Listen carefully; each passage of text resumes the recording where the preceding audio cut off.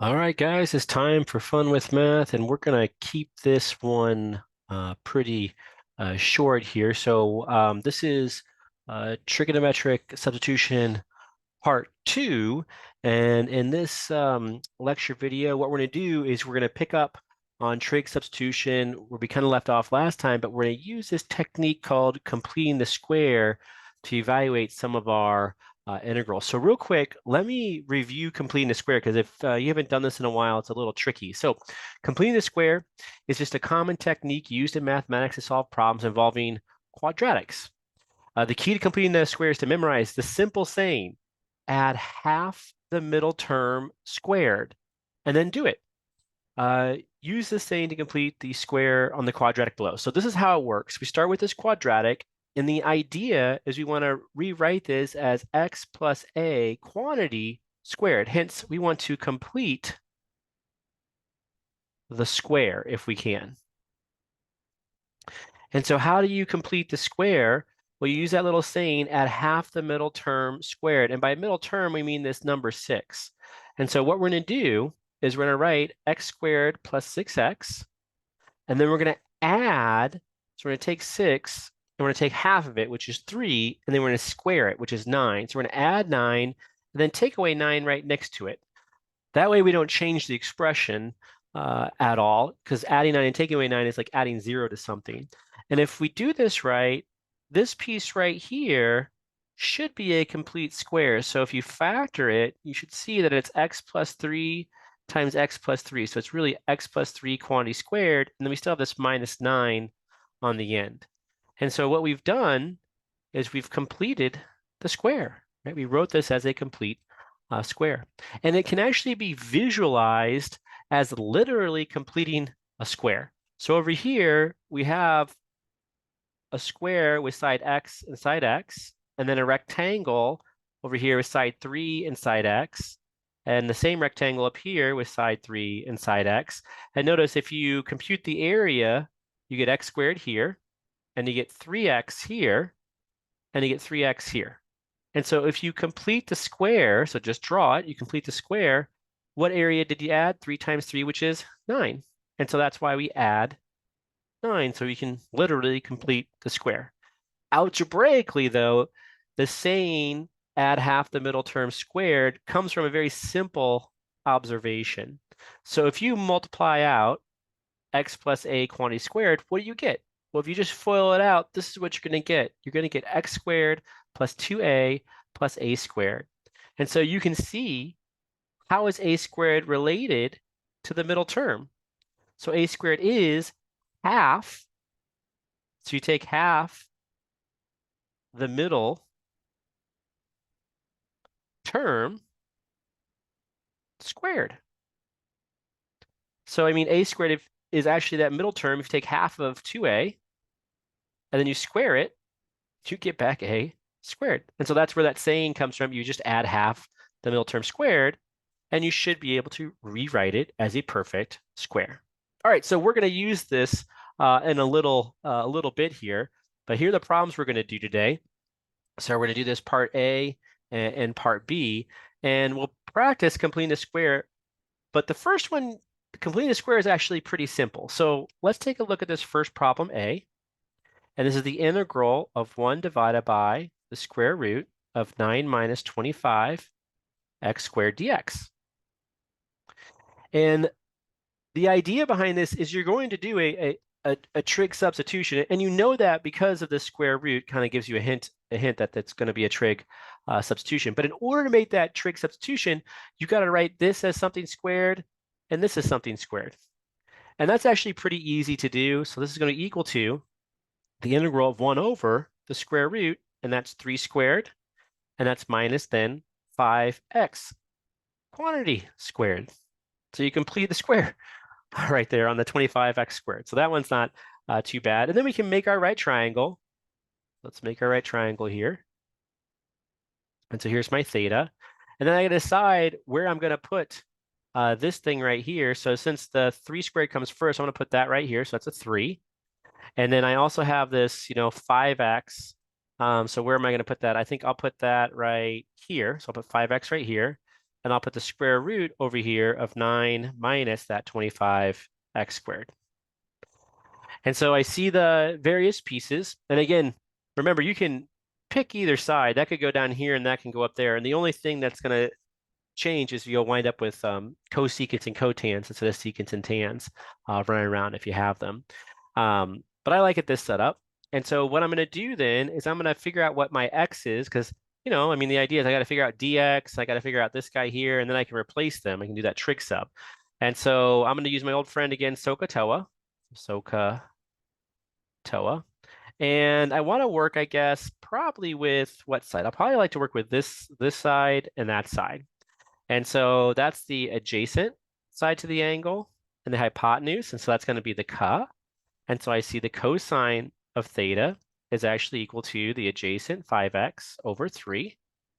I can take a derivative now of both sides here. I'm going to move this over a little bit. And so I'll take a derivative of both sides right here. And so what's the derivative of cosine of theta? It's negative sine theta d theta. And that's going to be equal to then the derivative of 5/3 x is just 5/3 dx. And I can solve this for my dx because I want to plug in there for dx. And so I'll move over to 3. So I'll get negative 3 sine of theta d theta and then divide out by 5. And that'll be equal to my dx. And so I can plug in for dx, but I still want to, but I also want to be able to plug in for this square root of 9 minus 25 squared. So I'm going to use this side and this side. So that's the opposite in the hypotenuse. So that's the SO. And so the sine of theta is equal to the opposite. So 9 minus 25x squared divided by 3. Okay. And so I'll just move that 3 over. So multiply both sides by 3. So I have 3 sine theta is equal to the square root of 9 minus 25x squared. And so now I can replace this thing right here with that thing right there. And so what is this going to be equal to? So it's going to be equal to the integral of 1 over, and I'll write 3 sine theta in the bottom. So 3 sine theta. And then that dx, remember what that was? That's this thing right here. And so that's going to be a negative 3 sine theta divided by 5 d theta. Yep. Just like that. And then we're going to clean this up a bit. This is pretty nice, actually. The 3's are going to cancel on top and bottom, and so are the sine theta. So this is actually just equal to negative 1/5 d theta, which this should be pretty easy to integrate because it's just a constant. So when you integrate a constant, you just get back the constant. So negative 1 over 5 theta plus c. And now I need to figure out what my theta is. So how do you figure out theta? Well, you come back here and you have a relationship between thetas and x's.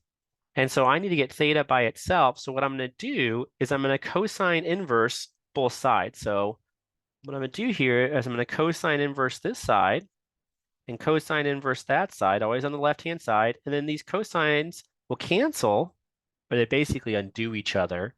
And so theta is going to be equal to this cosine inverse of 5x over 3. And so then this is going to be equal to negative 1/5 cosine inverse of 5x over 3. Then all plus c. And that's my answer. And you could check that by actually taking a derivative if you wanted to, but you have to know what the derivative cosine inverse is. All right, let's see. Next problem. All right, so the next problem we're going to do, I actually have it over here, is we're going to do this part B. Now, this part B is a little tricky. This is where we're going to actually bring in that little completing the square, add half the middle term squared. So this one's hard to see that it's actually a trig, that you can do it with trig substitution. In fact, you can actually do this with just a substitution, which I'll show you here because this video is going to be rather short. But to do this with trig substitution, how does it work? So what we need to do is we need to complete the square down here. Now, the problem we did before had a plus right here. We have a minus now. So I'm just going to complete the square, and I like to write the saying down and then do it. So I'm going to add half the middle term squared. And once I do that, I can basically make my right triangle. So this is going to be equal to the integral, and this is going to be 1 divided by, and I have x squared minus 6x. And so the middle term is -6, so I'm going to take half of it, which is -3, and square it. So I'm going to add 9 and take away 9, and I still have plus 13 down there, and then dx. And if we did that right, this I can write as a perfect square. So what is that going to be equal to? That's going to be equal to the integral of 1 over, and that should be x. Instead of plus, we're going to write minus 3 quantity squared. And I still have this -9 and plus 13 on the outside. And then dx. So I'm going to let you take a look at that for a second. And just so you can see, if you multiply this out, you do get back x squared minus 6x plus 9. And so now this is going to be equal to the integral of 1 over x minus 3 quantity squared. And now I have plus, and then 13 minus 9 is 4 dx. And as soon as I got that, I know how to make my right triangle. So I'm going to make my right triangle here. And I'm going to use this piece right here. And so that's going to be the square root of x minus 3 quantity squared plus 2 squared, but we write that as 4. And then it doesn't matter where you put your x minus 3 or your 2 right here, for 2 squared is 4. I will put, let's see, I'll put my x minus 3 here, and I'll put my 2 right there. And this way I'll avoid, I'll avoid cotans and cosecants. So it'll just keep me on the right secant tan type path. But you could flip them, right? You could do this one up here and this one down here. It would still work. And so now here's my theta right here. And so what's my job? My job is to figure out what x is, and then I can figure out what dx is, and then I can plug in here for that thing in terms of what it is equal to in terms of theta. And so I'm going to choose the easiest side. So I'm going to choose this side and that side. So again, my old friend SOHCAHTOA. All right, so which one? I have the OPP side, the opposite side, and 2's on the adjacent side. So I'm going to do the TOA. So it looks like the tan of theta is equal to, and I'm going to give myself some more space here. So the tan of theta is equal to what? It's equal to x minus 3, the opposite side, over the adjacent side, so over 2. And then I can take a derivative of this. So the derivative of tan of theta is what? That's a secant squared theta, d theta. And then that's equal to, now this one might be a little bit tricky for you to take a derivative. So remember, that's actually x over 2 minus 3 over 2. So that's just equal to 1/2 dx. The derivative of 3/2, remember, is 0. Okay, well, I'm almost there. I'm going to move this 2 over to the other side. So I get 2 secant squared theta d theta is equal to a dx. And so now I know what my dx is. It's just this thing here. And now I have to go and get this bottom thing right here. So what's that equal to? So I'm going to come up here, and I'm going to use that side and this side, so the adjacent and the hypotenuse. And so that's a cosine of theta.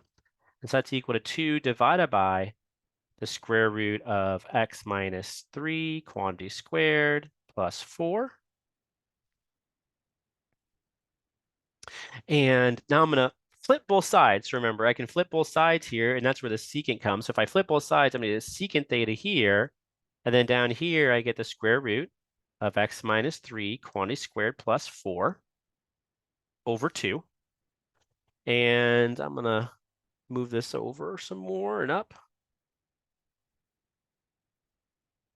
And I can move that 2 over. So I get 2 secant theta is equal to the square root of x minus 3 quantity squared plus 4. And I don't want that square root on there, so I'm going to square both sides to get rid of the square root, because notice this doesn't have a square root on it. So I'm just going to get a 4 secant squared theta And that's going to be equal to then, that square root's going to go away. So I get x minus 3 quantity squared plus that 2 squared, which is just that 4. And now I got it. So I'm going to replace this thing over here with that thing right there. And so this is going to be equal to integral 1 over, and I put this 4 secant squared theta on the bottom. So 4 secant squared theta. And then times, and then my dx, oh, that was that thing right there. And so that's 2 secant squared theta d theta.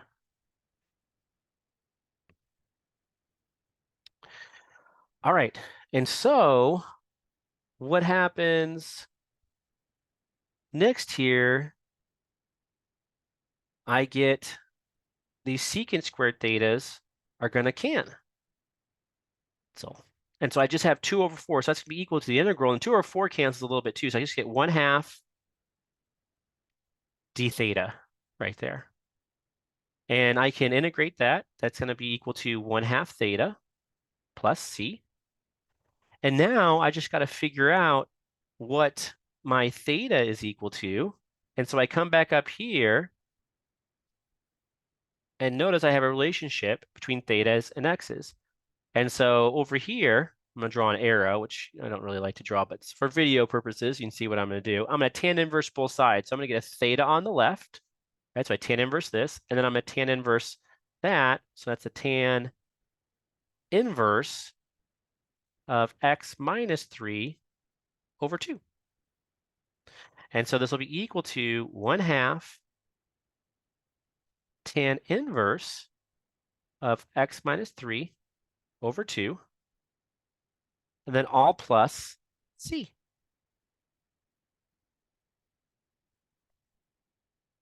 And that should be my answer, right? Now, I like this one because you can actually check it another way. So you can actually take this, and we can actually run a U substitution on it, but you have to do it in a kind of a clever way. So what I'm going to do is I'm going to kind of move over here, and I'm going to copy this integral down. So I have the integral of 1 over, and I have x minus 3 quantity squared plus 4 dx. And what I'm going to do, which may seem a little bit weird to you, but this is basically looks like, it reminds me of this, guys. It reminds me of 1 over 1 plus x squared dx, which equals a tan inverse of x. So I'm going to force this guy into this form. So how am I going to do that? I need to turn this 4 into a 1. So we'll do some of this later on in this semester. And the way you turn this 4 into a 1 is you're just going to factor out a 4. So this is the same thing as the integral of 1 over. I'm going to pull a 4 out of this thing. So I have a 4, and I'll write x minus 3 quantity squared divided by 4, and then plus 1, and put that, of course, in parentheses dx. So I just pulled a 4 out of the expression on the bottom. So this is a little mathematical trick. I usually tell you guys, like, look, here's my hat. In math, it's easy to pull a rabbit out of a hat. You just draw the rabbit, and then draw the hat, and then put another rabbit below it. That's a rabbit. Right, so you can basically factor anything you want, any number or anything you want out of any expression, as long as you put it on top and bottom. And so this is really then equal to, I can rewrite this, because remember, I'm trying to get it to force it into this type of form right here. So I'm going to rewrite this as 1/4 the integral of 1 over, and instead of writing the plus 1 on the end, I'll write in the beginning. So 1 plus, and then I'm going to rewrite this as a perfect little square, x minus 3 over 2 quantity squared dx. And now I'm ready to make my U substitution. So I'm going to let my U be the thing on the inside. So I'm going to let U be this thing right here. So x minus 3 over 2. And then we talked about what du would be equal to. So du is equal to, the derivative of this is just 1/2 dx. And then I'll multiply both sides by 2. So 2 du equals dx. And so now I'm ready to do my U substitution. So here's my dx. I'll replace it with 2 du. And then here's my u. I'll replace it with u right there. And so this will be equal to 1/4 the integral of 1 over 1 plus u squared, and then that dx was 2 du. And now it's basically one of my types. So I'll take that 2, I'll pull it out in front, so I get 2 over 4, which is 1/2 the integral of 1 over 1 plus u squared du, which equals 1/2 tan inverse of u plus c. Oops, I don't want to put a box around that. I'm not quite done. I got to go back to my x's on this one. So I put my x stuff back in there, and so I get 1/2 tan inverse of x minus 3 over 2, and then all plus c, which now you can see, yes, the answers are exactly the same, which they should be. But that's another way to do this problem using using just substitution, right? So you can do trig substitution, or you can do substitution. You're going to get the same answer either way. All right, that's all I got for you guys today. I'll see you in class. Take care.